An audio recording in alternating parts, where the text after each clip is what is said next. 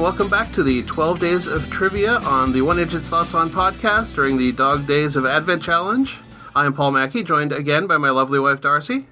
Hello. In the Measure for Measure tailoring shop on 4th Street in Duluth, and once again back to potentially help answer these questions, Luke Moravec. I demand answers. I'm staring at my answers from last time and still just kind of wondering where I went right and where I went a little off course. Yeah. This being day 6 of 12, it's a great time to remind listeners, if you're listening to us on the One Idjit's Thoughts On feed, there are a whole lot more podcasters participating in the challenge. You can go to a link to a Mondo feed of all participants at dogdaysofpodcasting.com. Yay. Yay. All right, well, I never promised that I would be staying away from niche knowledge, and this one might be a little more niche. Let's find out what niche I was in last time, shall we? Okay. Okay, the first one was the day after Thanksgiving, is known as Black Friday, when some retail turns things around toward a profit on the year, but it is known under a second name as well. Fill in the blank of Buy Blank Day. Darcy, do you want to start with your thoughts? I said, by No Boxing Day. I have no idea. I just made it up. Okay. Well, I think you're on the right course with the no, because is it Buy Nothing Day? It is Buy Nothing Day. Okay. Solid. I'm going to give myself All right, so plus. That one was job. worth 15 points, right? That first one was worth 15. Okay, plus 15. In a bid to renounce consumerism and commercialism, many people choose to celebrate Buy Nothing Day. The idea was conceived by a Canadian artist named Ted Dave, based on an 1899 text titled The Theory of the Leisure Class that posited that consumerism is a residual response to feudalism and should be eliminated.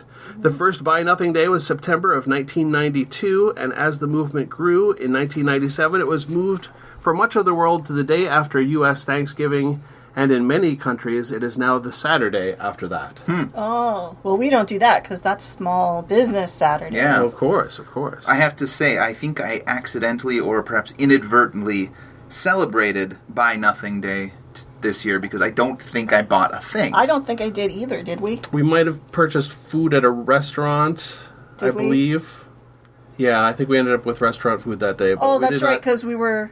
We didn't buy things. Moving around, because you went down to the city. I was sick. Never mind. I totally didn't buy anything. I think I also celebrated Don't Leave the House Day that day. That's the best pretty sure day. Hang out with your cats day that day. I think that was what I did on that day. Oh, I didn't know you had kitties. Oh yeah, 2 of them. They're real rapscallions. I love them. What do you got?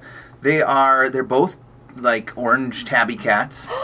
2 and 3 in age. Kenji is the younger. Cairo is the older. They have a real similar visual quality, but they're not related. We didn't get them at the same time or anything like that.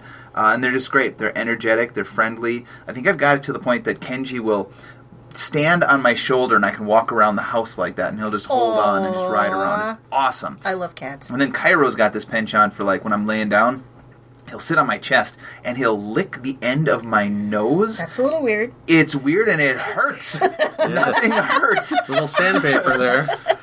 And if you think it hurts at the end of your nose, wait until you have your eyes closed, and he starts licking your eyelids. That is when the real pain starts. It redefines pain. That's weird. Yeah. Cats are weird, though. He's just affectionate, and I don't mind that.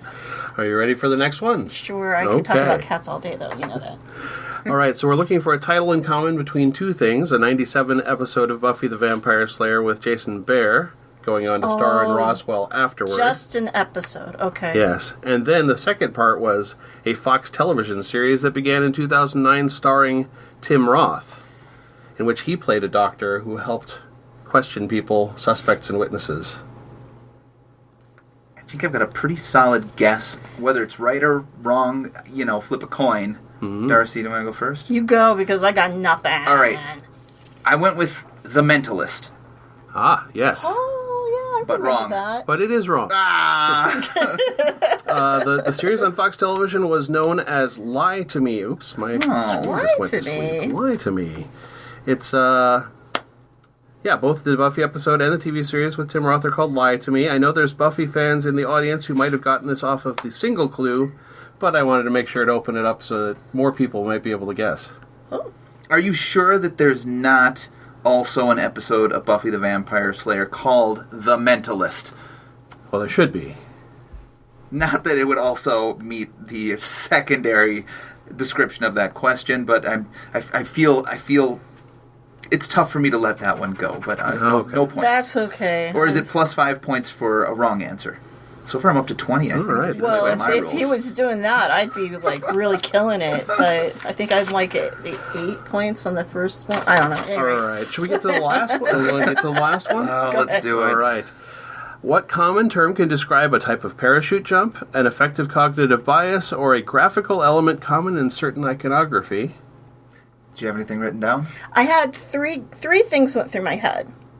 The first thing that went through my head was tandem. I also have tandem written down. So that came up base, but I couldn't really put that anywhere. Ooh. And then the third was Trinity. Interesting. I ended up I also wrote down tandem, and then I wrote down cross. That element of iconography made me think of that, and I think that there's also some style of parachute jump. It's like how you frame your body. You kind of make a big X with your body. And I think it's called a cross jump. But I don't know if that fits, and I certainly don't know if it's right. What is it? The answer is halo. Of course. In military paratrooping terminology, two common strategies for the practice are either hey-ho for high-altitude drop where the parachute is opened at a similarly high altitude, high opening, or a jump where the parachute is deployed at a low altitude, high altitude jump, low altitude opening, hey-low. I'm sure it's all a matter of strategy and training. Which one is used? There probably isn't a bad altitude. Can you describe for me the effect of cognitive bias? I can. How that fits in? I'm not finding the connection there. Cognitive bias. Open your chute a fair bit before 0. That's the bad altitude. Oh, thanks. The halo effect is a form of cognitive bias where one's positive appreciation of an admired figure either skews endorsed products to be perceived better than they might otherwise. Okay, gotcha. That makes sense. So it's like, I really like this person.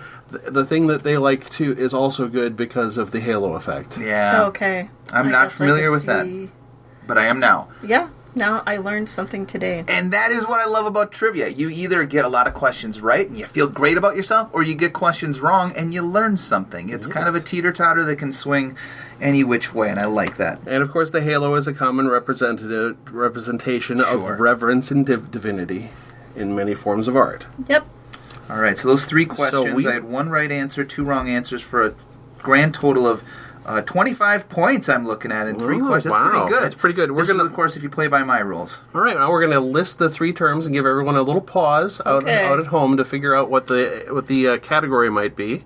So I'll say the 3 terms together. Here they are. Nothing, lie to me, and halo.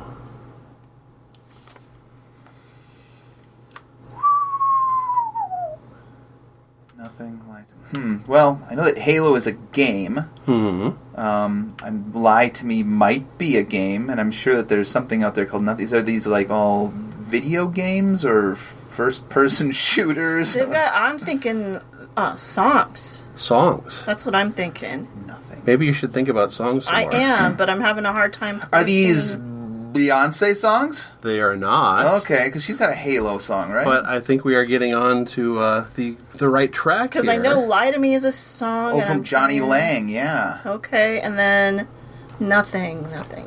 Or they may all be by the same artist. Okay. Lie to Me. I can hint that "Lie to Me" is the earliest song from the earliest album, and then second would be Nothing, and last one, Halo, off of their biggest album. Yeah, we're looking at 1984, 1987, and 1990. Okay, that helps me a lot, maybe. 87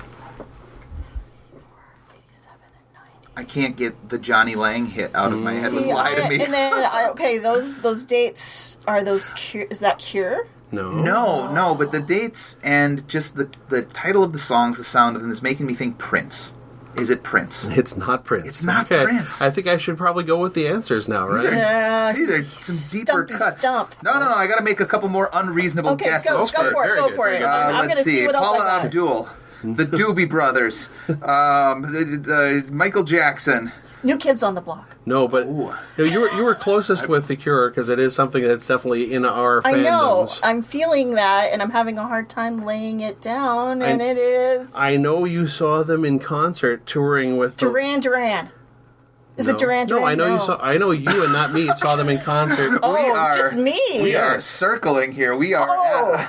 In the 1990 concert. I saw the 1990 concert. Yeah, where Halo was probably performing. And that was before on that album. I knew you. Indeed. It's not so Paul it would have McCartney. been Depeche Mode. You are correct. Wow. Before I knew Paul. How do I not know any of these Depeche Mode songs? Nothing was on 1987's Music for the Masses. Lie to Me. Right. Lie to Me is from 84's Some Great Reward, and its lyrics have Some Great Reward in them. Yeah. And Halo from 1990's Violator album. Okay, I don't remember the Halo. That was thrown. You wear guilt like a halo in reverse. Yeah, well, thank you. I'll take that as a compliment. All right. Wow, I'm all over the road here with my guesses. In case it wasn't clear about all my guesses. We did good, though. We did good. I really got one answer right this whole time, and it was nothing. That was the only thing I got right, was nothing. So, all right. I like that. Hey, so, hey, listeners at home, this brings your total cumulative possible score out of all of the rounds to 25, so I hope you're doing well. Luke, are you interested in joining us for one more set of questions? I would love to redeem myself. Yes, emphatically yes. Okay. All right. This one, I think the answers are probably easier than the category. Okay, but I do good at categories sometimes. Well, the category is pretty niche. Wait, the last category? That's comparatively to the niche category that we just the had? last category didn't feel that niche if you've, lived with him for 30 years. This one's more of a, if you know it, and you don't, you probably don't know it. Don't. One of Okay. those real hard line drawn here. All right, go for it, Okay, Paul. let's go. Question 1. What item might lounge in a poppy seed bun under a blanket of sweet relish, yellow mustard, sport peppers, tomato slices, and a pickle spear, and a dash of celery salt? Oh. And it might be a type of item that you don't actually eat, Luke.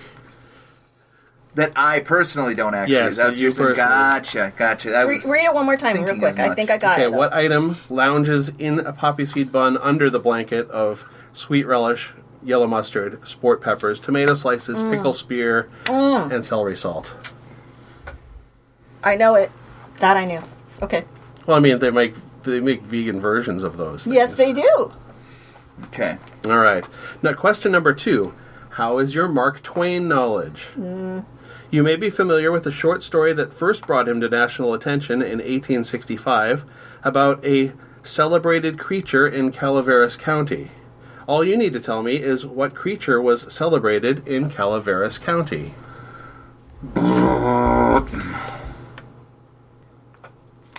In fact, I've given you a blank question, really. It's the celebrated blank blank of Calaveras County.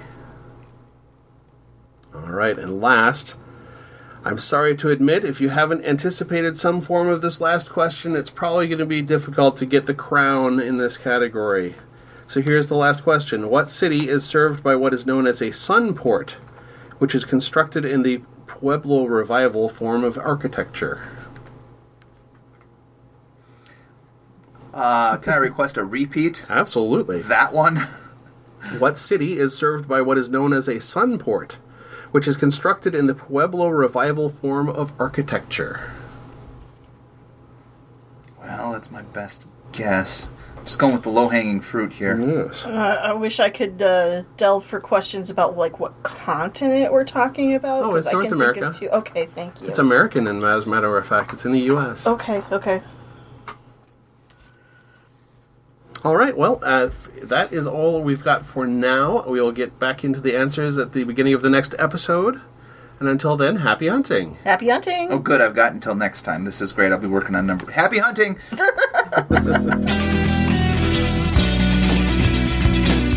You've been listening to the One Idjit's Thoughts On podcast, produced by Paul Mackey in association with Nimlas Studios.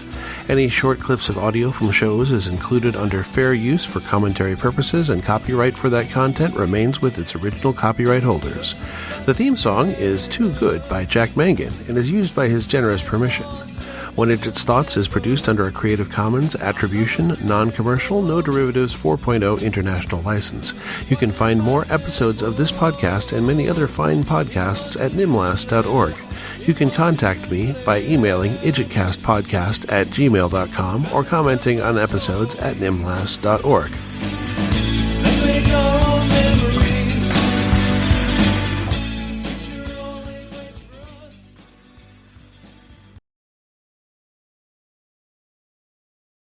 Secret bonus category B number 2 is Orbit.